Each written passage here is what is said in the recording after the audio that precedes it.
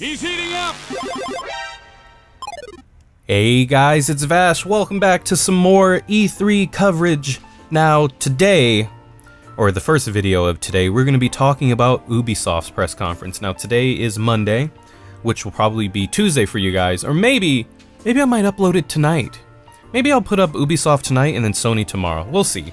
But regardless, earlier today we watched the Ubisoft and the Sony press conferences, but right now we're going to be talking about Ubisoft. Now, Ubisoft had quite a bit of things that I wanted to mention and talk about. Now, yeah, so like I said, if there's something I don't mention, it's probably that I want to talk about it later, I didn't want to talk about it, or I forgot. It's one of the three. But I usually write down a list of stuff that I wanted to talk about, and yeah, so that's that. Here we go. So Ubisoft opens up with the Mario Rabbids Kingdom Battle game for the Nintendo Switch. Now, when I first saw the screenshot for this game, well, not the screenshot, but like the cover with Mario and the rabbits, I was like, oh my god. Like, did we really come this far? Like, are we straying that far away from God's light? I was like, I could not believe this. Like, rabbits to me are kind of like the minions of the video game world. They're kids love them, but they're annoying. And like, rabbits kind of, at first I thought they were funny, and then I just got over it really fast. But like, the show opens up with like Miyamoto coming out, and he's all like super hype, and he has a translator that's talking about how he has like Rabbids figures all over his desk, and he's super pumped. So pretty much the game developers got like a blessing from Miyamoto, which is insane to me. So like, I'm sitting there thinking like, oh, this game is gonna be like just a really pooey third-person shooter. Like, that's what I thought it was gonna be. I thought it was gonna be like Plants vs. Zombies, like, you know, the shooter they created, the multiplayer shooter, but balls, like watered down children nuts. So like, they start the game, and we're looking at it, and you know, watching it, like, oh, okay, you know, you Mario and the creatures, the rabbits, follow around like a Roomba thing. That's what you like control Mario and all them with. And I'm watching it, and I'm like, what? They announce, guys, the game is like a, I don't even know how to explain it. It's like XCOM. Can you believe that? Mario and the Rabbids is a tactical action game. Like, it's like XCOM. And when I saw the gameplay, I was so down. You have no idea. Now I'm really, I can admit when I'm wrong. And when I went in, I'm like, this is gonna be stupid. And boy, am I kind of excited for Mario Rabbids Kingdom Battle. Like, I love tactical games like that. Like for the past like week or so, every day I've been playing Disgaea 5 on my Switch. And now I'm gonna have another tactical game to play on the Switch, because the game actually looks very fun. If you like tactical games, you're probably gonna enjoy that game. It looks like a lot of fun. Like, boy, was I was pretty, I wouldn't say blown away, but I was so down. I was totally down. Next thing I wanted to mention, I don't know why, because I always say I don't like it, but they showed the Crew 2. Racing games aren't my thing. I'm sure people enjoyed the Crew 1 to warrant them creating the Crew 2. So we have the Crew 2. And the only thing I had to say about that trailer is the fact that it just was really long, and it was just driving. And they also showed like you can like fly shit now, and like helicopters and planes and bikes, and cool. I mean, if you like racing games, there you go. More power to you. Next thing I want to talk about was a VR game that Ubisoft was talking about, was Transference. I don't know I can't read, but it had Frodo in it, Elijah Wood. Funny thing is like, Elijah Wood, the first thing I remember Elijah Wood being in, besides Wild and Crazy Kids when I was growing up. You guys remember that on Nickelodeon? Wild and Crazy Kids? That's some old school shit right there. But the first thing I remember him is Frodo. I remember him as Frodo. And I find it crazy that after Frodo, he just does so many like creepy things. Like, he was like the dude that was eating prostitutes in Sin City, and then he was the dude that was killing women in Maniac. It's like, what is it about Elijah Wood that makes him so creepy? Like, that you want him to be in like creepy shit all the time? Because this VR game looks kind of like a creepy horror-esque kind of game. with Frodo in it. Or I mean, well, not Frodo. You get what I mean. Elijah Wood. But I thought that was weird. I'm not down with VR games, so I'll pass. I'm kind of an old school kind of guy, and by that I mean I like having just a television and a controller in my hands. I don't like motion controls. I don't like VR. If you do, more power to you. Enjoy it. Have fun. Do what you love. But I will pass, and maybe I'll just, you know, I'll watch you play it. Next thing I want to talk about, I'm gonna skip on Assassin's Creed during the Ubisoft one because we already talked about that during Microsoft. And they didn't really show much, honestly. They showed like a little trailer, and then they gave us like 30 minutes of gameplay after it, but we already talked about Assassin's Creed. Of course they showed that. But I want to talk about Skull and Bones, yet another pirate game. Skull and Bones is Assassin's Creed 4's ship gameplay, but in a multiplayer setting. And that's all that it is. You don't control one specific pirate, you control a whole ship of pirates. And the one thing that while I was watching that trailer, I mean, I'm not a huge pirate kind of guy. I think it's alright.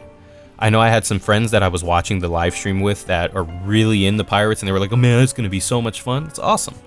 The thing I was looking forward to is I was looking forward to how the boarding of other ships would be, because in the trailer they showed a multiplayer match between some teams, and it was whoever collected the most amount of, you know, booty and brought it back to their side, or, you know, brought it back to their base.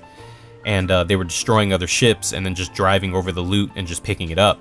But then they pulled over next to another ship, and they boarded it to steal their gold, and it just showed like a cutscene of like some dudes getting their throat slit and then a guy picking up some gold, and then that was it. So I was like, oh, that's kind of booty, but you know, I expected to be able to jump on that ship and fight, but you don't, because like I said, you're not one specific pirate, you are a pirate ship with all of the pirates on it, so you're the whole thing. It's whatever, dude. I mean, I'm sure people are gonna really like it. I can honestly say that the game looked a lot more fun than Sea of Thieves. Sea of Thieves looked boring, just looked stupid.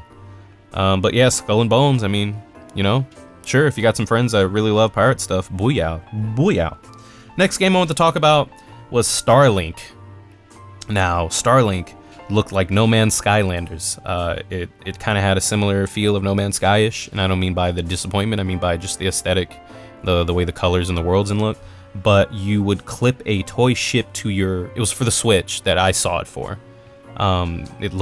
They showed a Switch controller. You would have a vehicle on the controller, the touch, like the, you know, the pad that now that I mentioned that, I don't even know where the hell I put that thing, because I kind of just threw it out because I hated it when I got my Pro controller. But like, you know, the little controller it comes with, it has this thing, and you stick ships on it, and then you put different wings and different weapons on the ships, and it's like it's like a toy thing, kind of like Skylanders. Like, you have to buy toys and parts and stuff like that. That's cool and all. I kind of bought into the whole like Disney Infinity thing, and what's that other game? Amiibo, I guess they count. So I'm kind of over toys, game toys, like games with toys, mostly because I just don't have a lot of space for that. But I mean, if you have the like in the trailer they showed the spaceship like on the controller, like, you know how there were some people when they fly or they drive, they like get really into it and move the controller around. Like, I can just imagine like people going so ham that like their ship just falls apart. Or it's like pieces of their ship fall off the controller, and then they have to pick it up and put it back in the middle of a boss fight or something. But I mean, whatever. If that's what you're into, booyah, I'm done on that. I think Ubisoft also showed Just Dance, and they had that really thick girl in there. And then they talked about DLC for Steep, like Olympic DLC. I played Steep for like an hour and I got over it. It just wasn't for me. When I like snowboarding and skateboarding and stuff like that, like, I don't really like them super realistic. I'm more of an arcadey kind of guy, like SSX and Tony Hawk. So like realistic snowboarding and all that I wasn't really interested in. But I mean, I'm sure there are people that really enjoy extreme sports to its fullest. Next thing I want to talk about is Far Cry 5. Now, Far Cry 5 actually looked like a lot of fun. I enjoyed Far Cry 1. I loved Far Cry 2.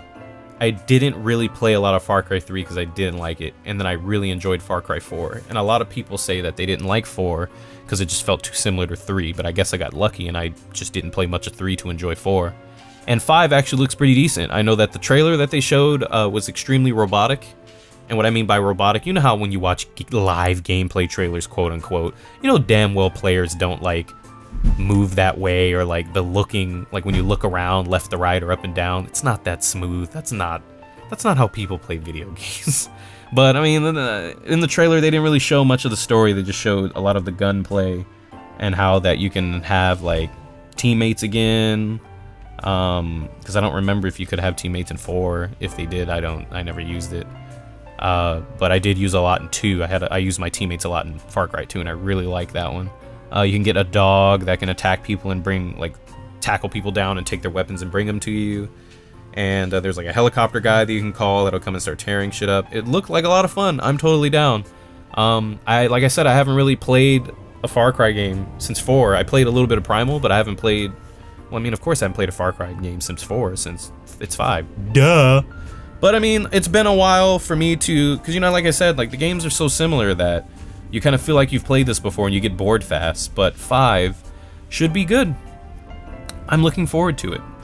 The last thing I want to talk about was Beyond Good and Evil 2. Now, we didn't see gameplay for it, but we did see an announcement trailer for it, and it looks fantastic. Of course, it's just a trailer, and, you know, that's not what the final product is going to look like, but from the world that they built and the way it looked like a lot of fun with the monkey guy and the girl with the little, like, curly. I'm so down. I love those kind of games. Now, Beyond Good and Evil 1, I did play, but I don't remember anything about it, so I think I need to replay it first. I didn't play it when it was on PS2. I actually played it when they remade it for Xbox 360, and I don't remember if I ever finished it. I don't remember anything about it at all. I just remember the opening part where you're Jade in this like pit, and you got a stick and you beating the shit out of people. That's all I remember, is you whooping dudes with a stick. And then I remember watching someone play it, and they were like playing this like weird card game, or some sort of tabletop game to make some money. But I mean, I'm totally down. The people that came out that announced Beyond Good and Evil came out and started crying. It looked like a lot of fun. Like, I mean, I don't mean fun to play, I mean just the concept and the characters and the world. It looks like it's going to be a lot of fun, and I'm 110% down. Now, I guess what I'm going to do, I didn't do this with Microsoft, but I guess I'll start this now. But I guess I'll talk about the stuff that I'm most excited for. Like, I'll pick a couple. During the Ubisoft press conference, out of 10, nah, I'll give it like, you know, like a 7 or 8. In my opinion, I'm sure a lot of people don't agree with me, but I mean, I was very surprised with the Mario Rabbids game. Surprised, and I'm grading it on like just how I felt while watching it. Like, I was surprised that a game that I went in thinking was going to be stupid as hell ended up actually looking very good. Oh, I forgot to mention that they talked about South Park. But I think I talked about that during Microsoft, didn't I? I don't know. I always do this. I always start talking. I'm like, oh, I forgot to mention South Park. They announced a South Park game, a South Park cell phone game that looked kind of like an RPG thing, whatever. The South Park game, I really enjoyed the last South Park game, and this one looks even more fun. I'm just very confused on, like, when I was reading about it and watching a bit of gameplay of the actual gameplay and not the cutscenes or weird shit that Cartman says. It looks, I don't get it. I'm sure I'll understand when I play it, but like gameplay wise, it's not like it's like a tactical, like, I don't know, it just looks weird. I don't understand what's going on, so that's one thing that will definitely, but yeah, South Park. I love South Park. So yeah, like I said, I give it like a 7 or an 8, like mostly because it just had games that I pretty pumped for. Like Microsoft had the Dragon Ball Z game, but it had like 1 or 2 things out of the majority that I didn't really care about. Then Ubisoft had, you know, a couple of things that I didn't care about, but yeah, I guess so, because let me see.